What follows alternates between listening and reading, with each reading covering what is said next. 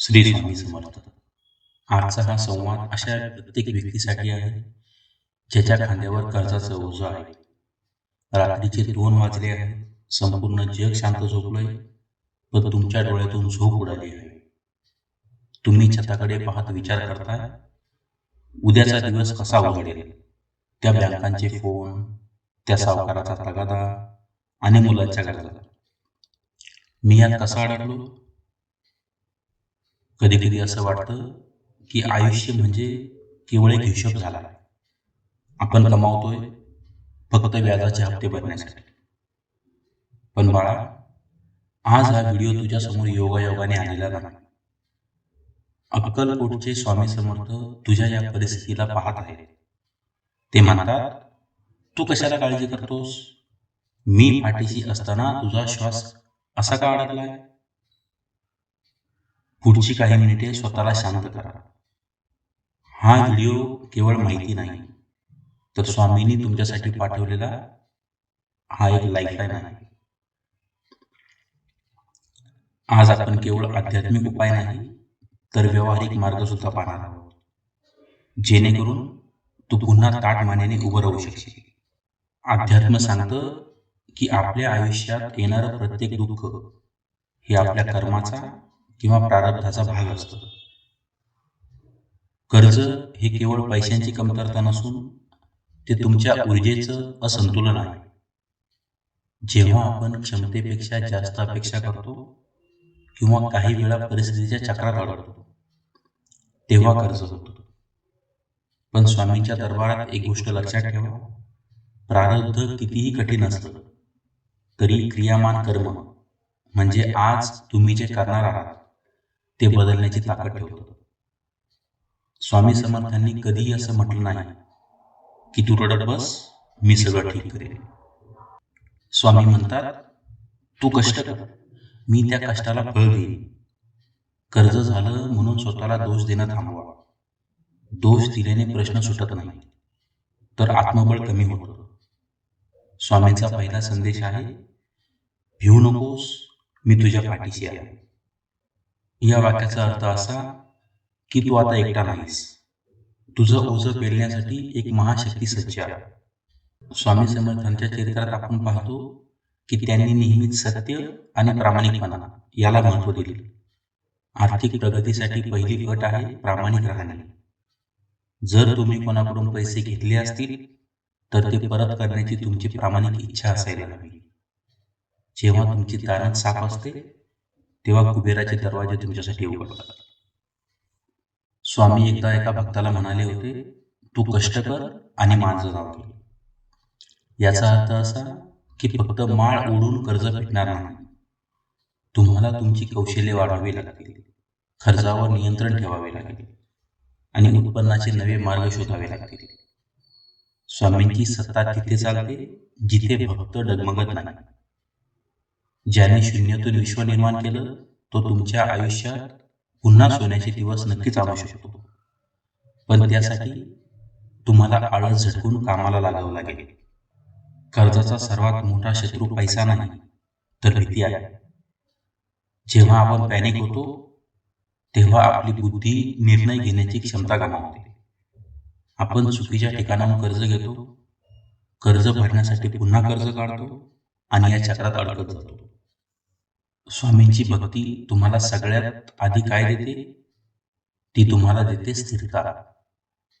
दररोज सकाळी उठल्यावर आरशात स्वतःच्या डोळ्यात पाहून म्हणा, माझ्या संकटापेक्षा माझे स्वामी मोठे आहेत.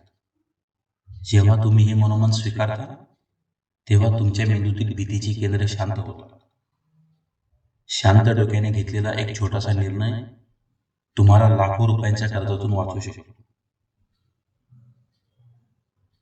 स्वामी तुमच्या पाठीशी उभे राहून तुम्हाला ती बुद्धी देणार आहेत. फक्त तुम्ही त्यांच्यावर पूर्ण विश्वास ठेवायला हवा.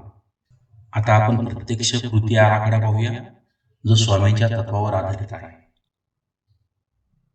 स्वामींच्या समोर बसा, एक कोरा कागद घ्या.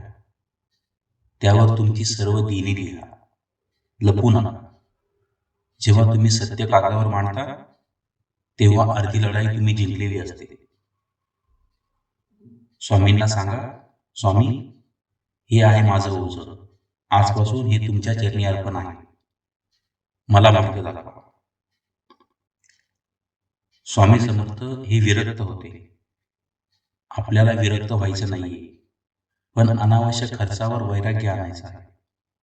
पुढचे काही महिने फक्त गरजा पूर्ण करा, हट्ट नाही. जेव्हा तुम्ही पैशांचा आदर करता तेव्हा पैसा तुमच्याकडे आकर्षित होतो. दररोज किमान 11 माळी श्री स्वामी समर्थ मंत्राचा जप करा. हा जप तुमच्या घराची आणि तुमच्या मनाची व्हायब्रेशन बदलतो. जेव्हा तुमची ऊर्जा सकारात्मक होते तेव्हा संधी चालून येतात. दिवसातून किमान 3 वेळा स्वामींचा तारक मंत्र ऐका किंवा म्हणा. हा मंत्र म्हणजे स्वामींनी दिलेलं संरक्षण कवच आहे. यामुळे तुमच्या कामात येणारे अडथळे दूर होतील. कदाचित तुम्हाला वाटेल, माझ्याकडे स्वतःलाच पैसे नाहीत, मी दान कसं करू? पण बाळा, देण्याची वृत्ती तुमच्याकडे घेण्याची क्षमता वाढवते. तुमच्या कमाईतील अगदी छोटा हिस्सा एखाद्या गरीबाला किंवा कुत्र्याला अन्नाच्या स्वरूपात द्या. यामुळे तुमची संकुचित वृत्ती नष्ट होते आणि लक्ष्मीचा प्रवाह सुरू होतो. लक्ष्मी ही चंचल आहे, पण ती तिथेच स्थिर राहते जिथे नारायण आणि गुरूंचे वास्तव्य असते. तुमच्या व्यवसायात किंवा नोकरीच्या ठिकाणी स्वामींचा एक छोटा फोटो ठेवा. आर्थिक व्यवहार करताना मनातल्या मनात स्वामींना विचारा, स्वामी, हे योग्य आहे का?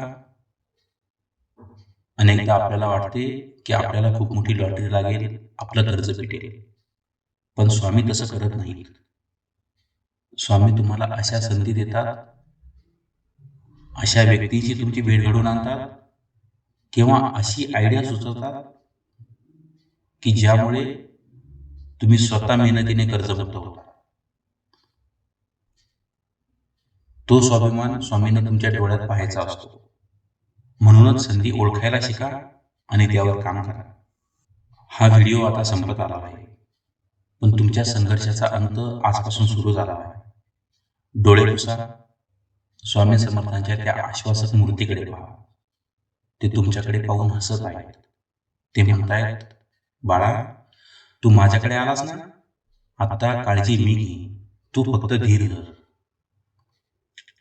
आज रात्री जेव्हा तुम्ही झोपायला जाल तेव्हा हे ओझं स्वामींच्या चरणी सोडून द्या.